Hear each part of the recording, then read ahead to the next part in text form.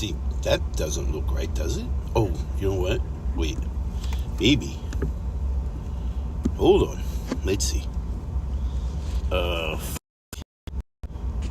There I am. Here I am, my friends.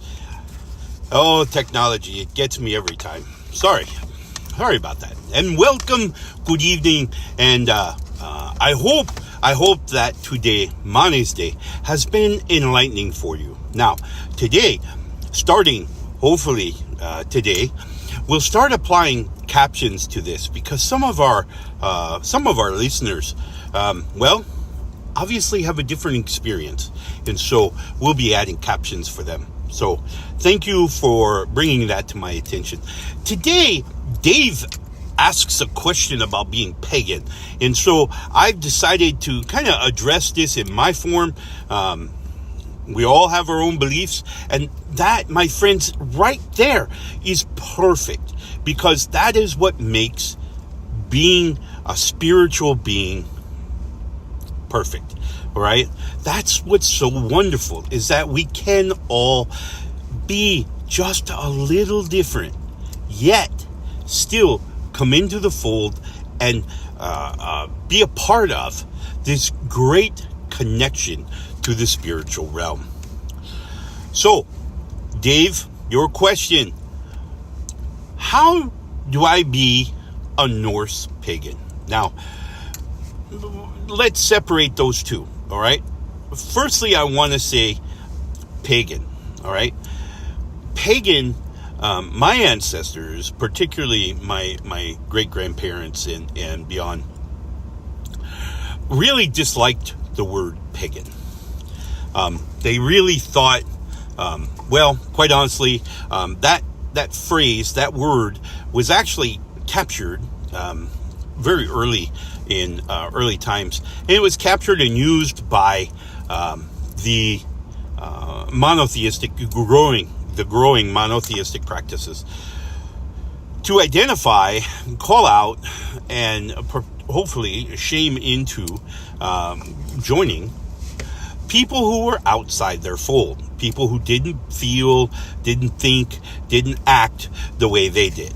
So the early monotheistic church, particularly Christianity, really focused on this behavior of gathering the leadership of that area, and then converting them, and then having them, the leaders of a particular area, then force their subjects to then convert over to Christianity. Now,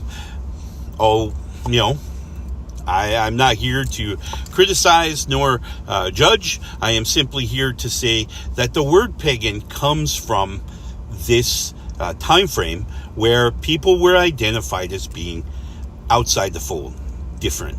All right. Being Norse simply means, the old Norse words, of course, means north, as in not south, not east, not west, but north.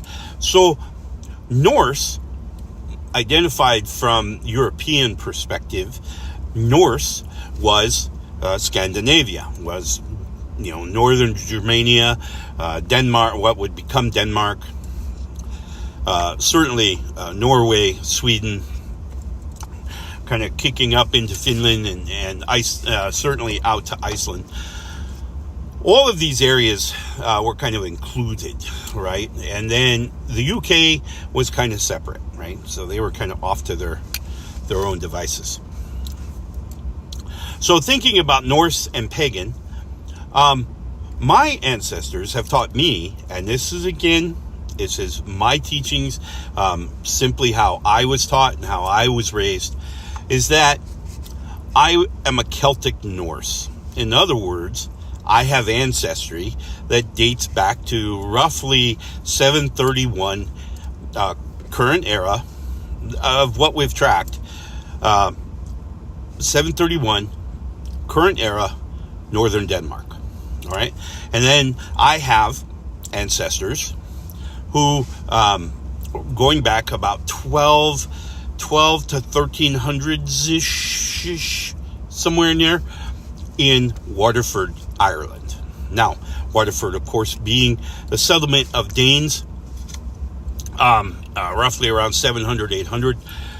So my ancestors were certainly all connected to Danes, whether they were actually living in what is Denmark today, or whether they were actually one of these extra locations. Matters very little. Long story short, is that's what I am. I'm a Celtic Norse. I'm not pagan, because I'm not outside the fold. I'm not outside of whatever. All right, I'm me. I'm traveling my own path. I am following the spirits, following my deities, and I am walking my own path. And so when we think about where we want to go, when we think about what we want to believe, I have said before, and I will say 1,000 more times, I'm sure, is stop using these and start using your heart. Stop listening with your ears and start listening with your heart. What does that mean? That means that I sit quietly, I contemplate me, I put thoughts into my head, and when those thoughts arrive in my head, I determine how I feel about them, right?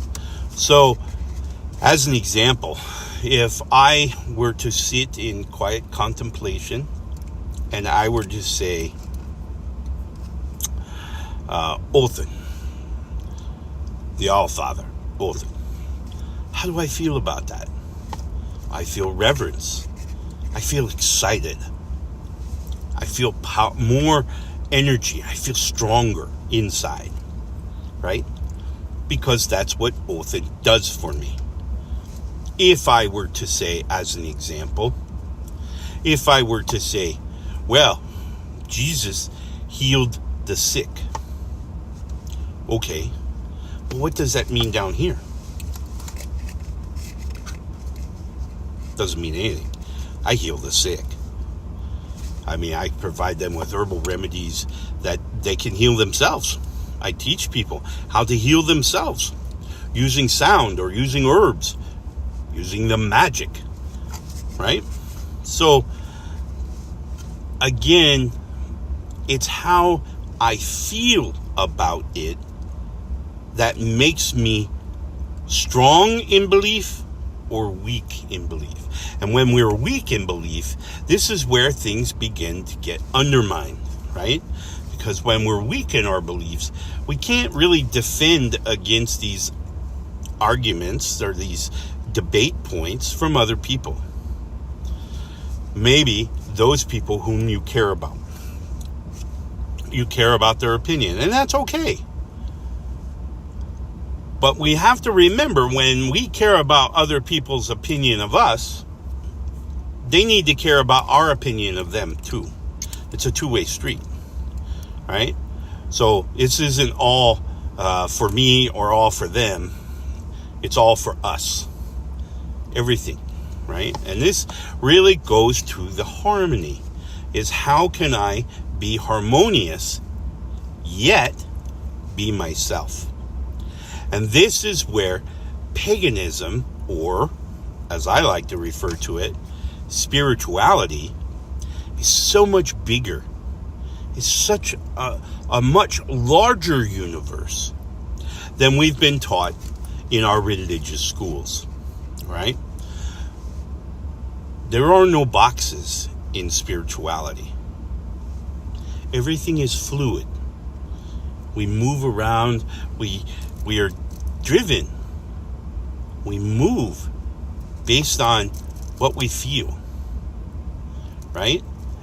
And that's what makes spirituality so much bigger. The thing I like, I've been talking with many people, and many people have said, even many people who are still recognize monotheism and or the modern religions as a practical way, and that's okay. That's their perspective, and that's fine. It's okay to think about one deity. Remember, if you saw an army standing against you, how many would you see? You'd see 1,000, right? But yet, if you walk to the sides of them and you stand and you look at the rows, you see one with 999 behind him, right? But you can't see the 999. You see the one. And so monotheism does have a purpose. It is a perspective. The difference that I always kind of bring up is that it is just a perspective. It is not the perspective, right? So if we feel uncomfortable looking at the one, all we have to do is move. We can just move our perspective just a little bit, and all of a sudden the 999 become visible. So is it okay to live a physical existence looking at the one? Absolutely. Is that one that you refer to as God or Yahweh or Allah or whoever, is he any different than Othin? Is he any different than Zeus? Osiris? No. I am very often entertained with people as they try to wrap their minds around the idea of an infinite being. Infinite. Not a whole lot. Infinite. What does that mean? Really? What does that mean? What does that mean as a being? If you said I was an infinite being, what would that mean? Obviously eternal. But infinite means they're part of everything. Everything. In the earlier parts of my shamanic trances, when I was very first learning, I had just I had just left the monotheistic church, and I was really studying, and nothing monotheism doctrine offered really made sense. It was all just, I was just trying to put it all together. And I began to do some genealogy at the same time for helping my mother do some genealogy. And that's when I discovered, or I should say, my ancestors discovered me. And we began to communicate. And we began to talk. And I began to feel nudges and thoughts that I had never thought before. And one of those thoughts was about bonding to a physical form for a physical lifetime, and then departing the physical form back into the spiritual realm,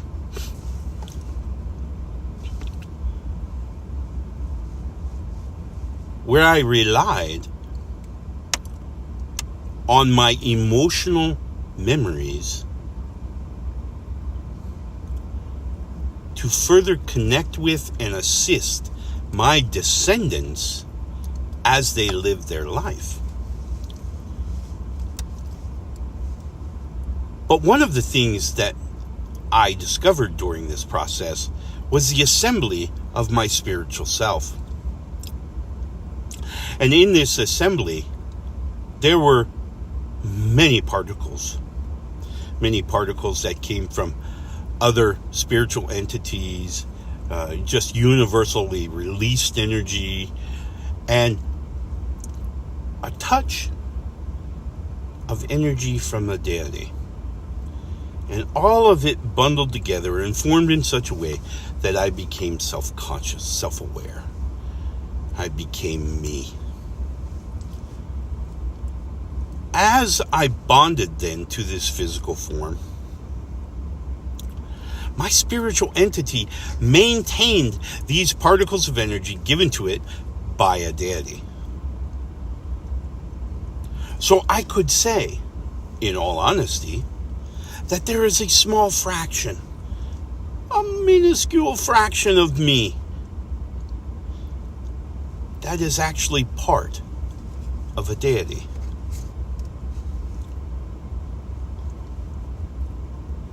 As I would be explained later, this is infinity.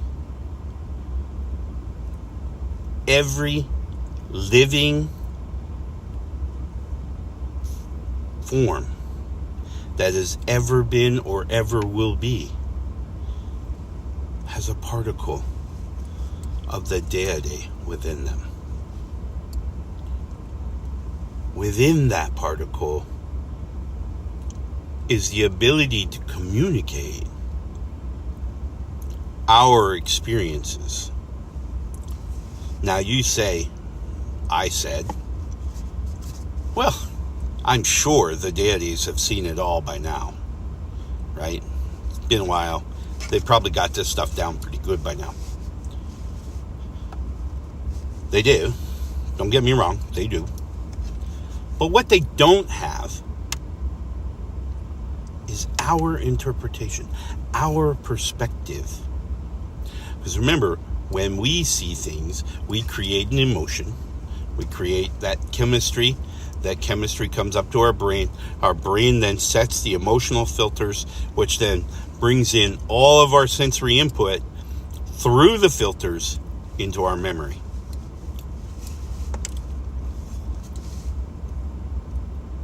So our perspective is different than anyone else's. Our DNA is different. Our emotional state is different. The changes that our emotional state has made to our DNA is different. We look at each experience in this lifetime a little differently than anyone else.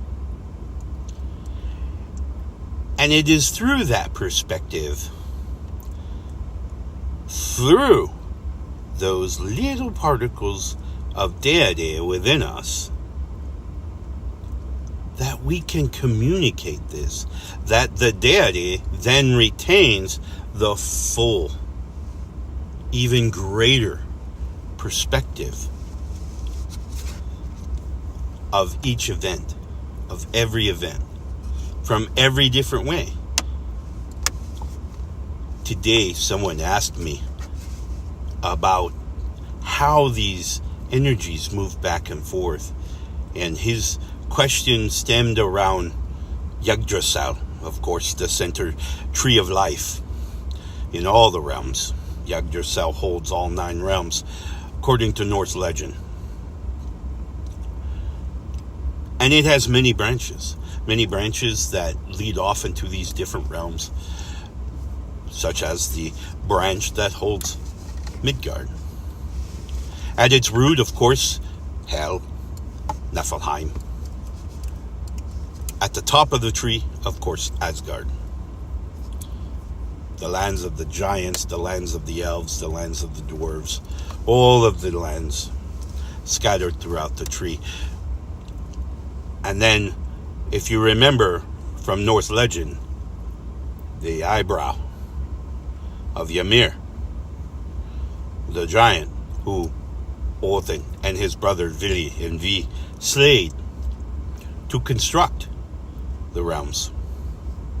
They took his eyebrows and stood it around Midgard to protect it from other sources.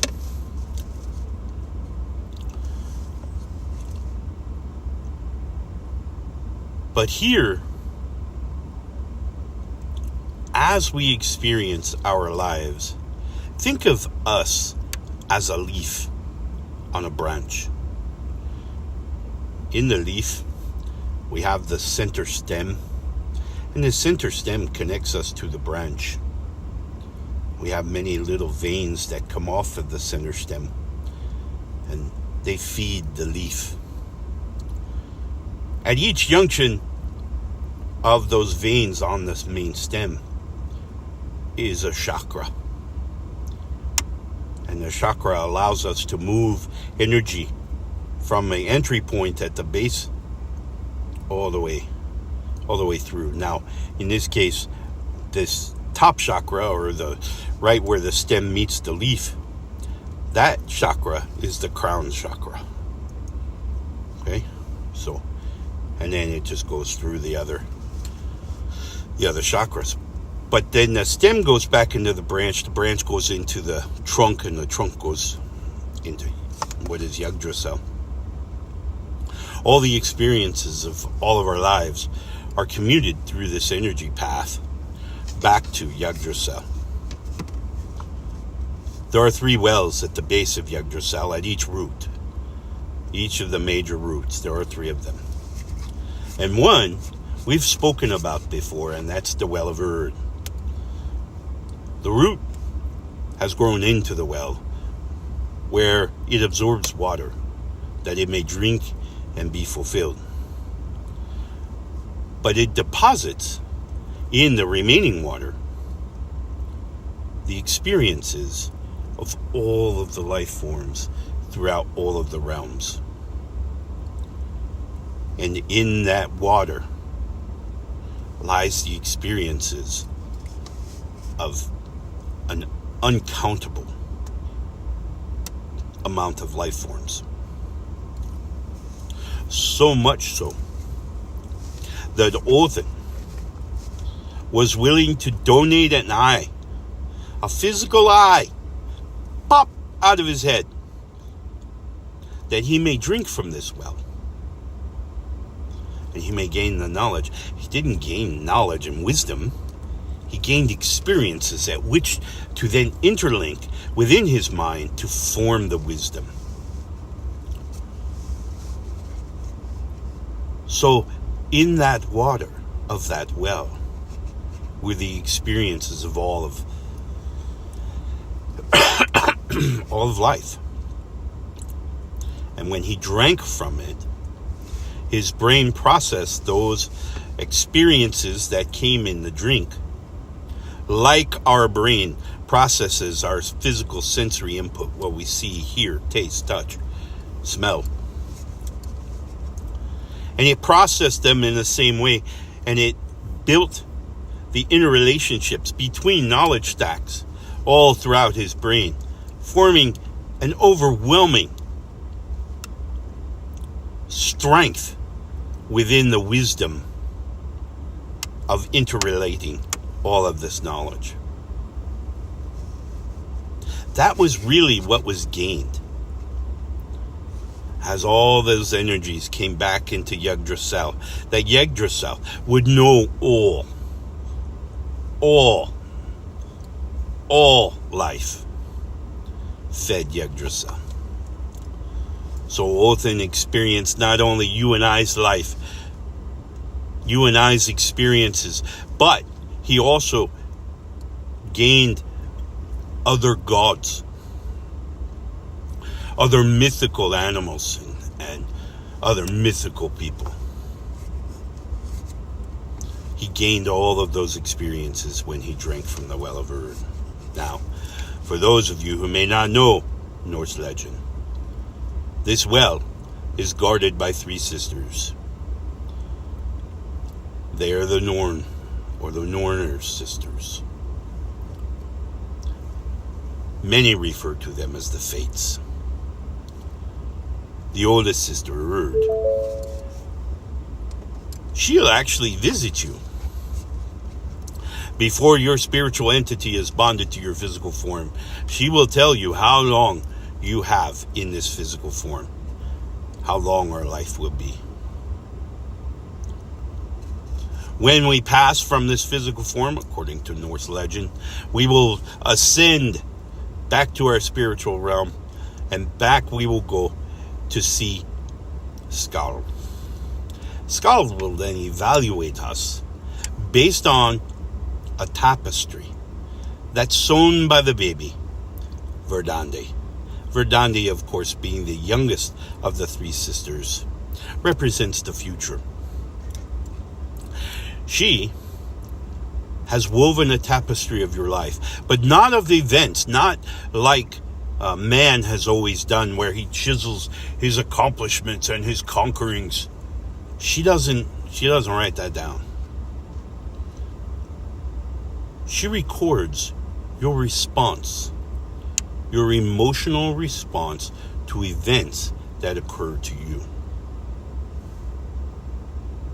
So, when one thinks about life going forward, one should be thoughtful of what Verdandi is sowing for us. It may set you on a path of discovery all by itself. My friends, what a wonderful Mani's Day it has been. I hope that you were able to spend some time with you and to understand the control of energies in and out. You were able to discern what you wanted to keep versus what you wanted to discard. I hope you were able to do this. And Mani teaches us this. Mani teaches us about the darkness. And what darkness is simply the unknown. It's not scary. It's not evil. It's not bad. It's simply unknown. We simply have to illuminate it like we do with a torch in the night. Simply illuminate it.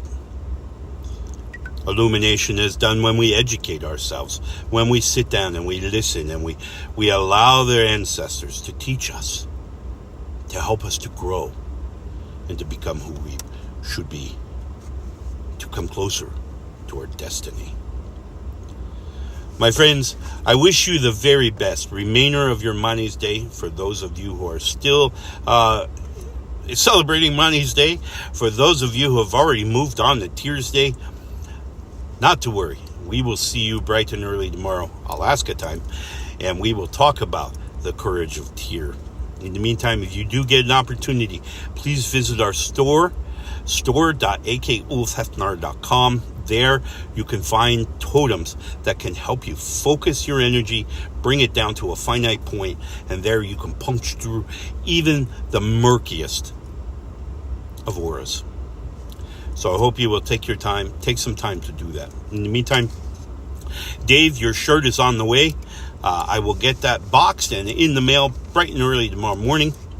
For the rest of you, if you haven't had your questions answered, or if there's something still stuck in your claw, by all means, please visit our website at either norsewhispers.com or akulfhefnar.com. There you can scroll all the way to the bottom. On the left side of the page, you'll see a big orange button that says Ask Questions. Click the orange button and ask your question, and we can learn together. Because it's all about our growth as a people, as a species.